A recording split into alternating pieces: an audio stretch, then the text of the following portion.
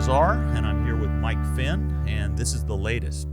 Today, we're going to try to stay true to the title of the show and try to just give you a feel for what is going on, price, harvest, receipts, with this all-important harvest time.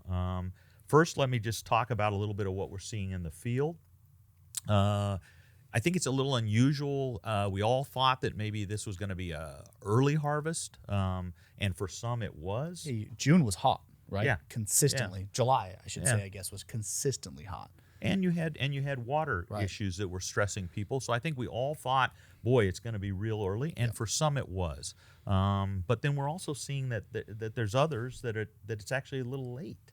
But we kind of thought that coming in that it was going to be inconsistent. It was going to be regional in some areas.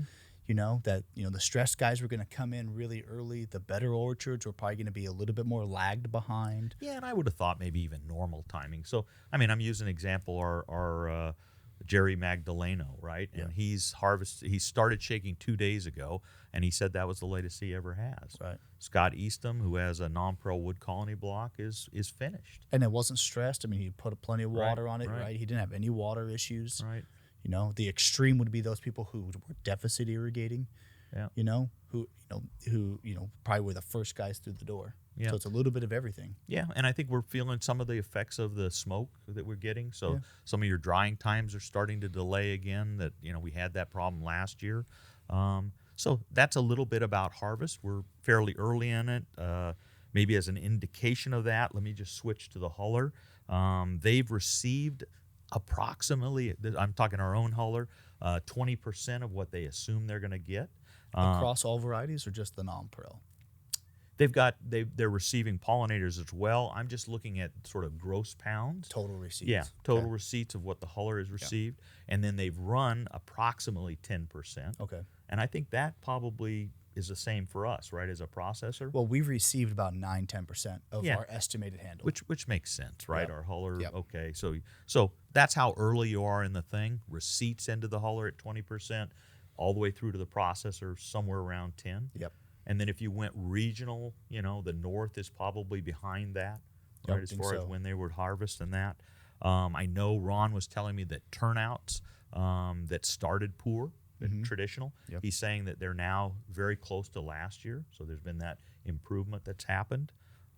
Makes sense. I guess I would hit that we're still seeing small sizes throughout the deal. Yep. Why don't you hit a little bit about what you think you're seeing total crop size, if you can make some sort of guesstimate about that? Or I mean, the word on the street basically, really is that north is down, the northern part of the state down 25 to 30%.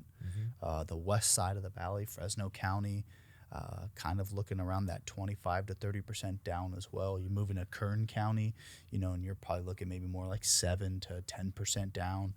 Kind of in this area, Madera area, kind of east side. I don't think we're faring as bad. Last reports from Ron, we were down about 5% field to field on what he'd run so far. And that's early stuff, as we keep repeating over and over. But I think that's and again, this is all off of non-pearl, those type of numbers we would be using. Just starting to get some indication on the pollinators. And those initial pollinators are coming through the door. They look like they're also down. Yeah. I mean, but it's small sample size, obviously. And even what the huller has run, it's really still a small sample size. Yeah.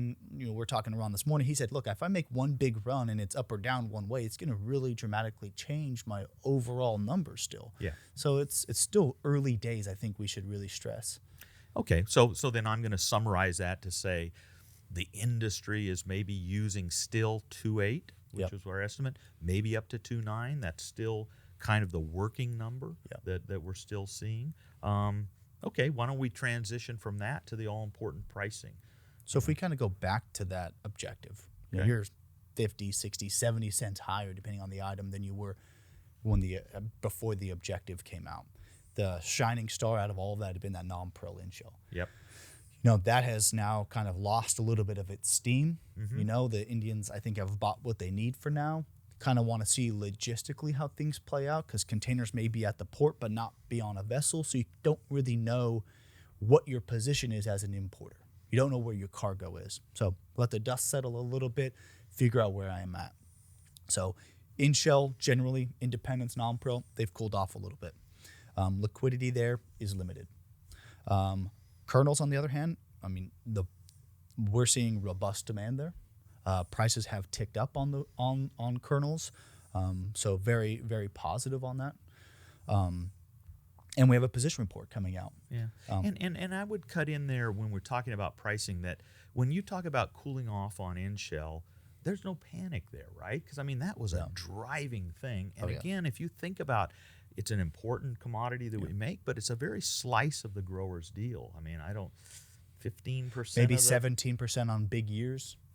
Of your product, if you're the right mix is ending up in that non-pro in-shell. So this idea that the rest of it is now strengthening, that's where your lion's share of stuff is. But that's what we were hoping to see, right? We were really hoping to see that general pricing of pollinators, of non-pro kernels, maybe the kernel pricing was going to be moving up closer to that non-pro in-shell premium, maybe lowering that differential between non-pro in-shell and the pollinators, or just kernels in general. So I think it was kind of expected to see. I still am optimistic that you're still going to see, I believe, quite a bit of demand still. Yeah. I mean, it's not over. I mean, it's. I think it's still healthy out there. I think there's still buying that needs to be done. Obviously we need to keep it moving as well, but I think California's positioned quite well. Okay, so a little quick summary of that is early days. Depending on how you're looking at it, 10 to 20% of the crop has made it through some portion of the processing and arrived. In-shell is cooled off a little bit, but everything else is still coming up. Steady she goes. Position report on the horizon. Yeah. And I believe that's going to be very strong. Okay. So I think that pretty much tells you where you're at in the market right now. Before we leave, I just wanted to make a quick shout out. I don't think we've mentioned that the people who make these for us is Root Creative Marketing. I think they do a great job. Wanted to say a real shout out to them. So this has been Dave and Mike. Thanks, Dave. That's the latest.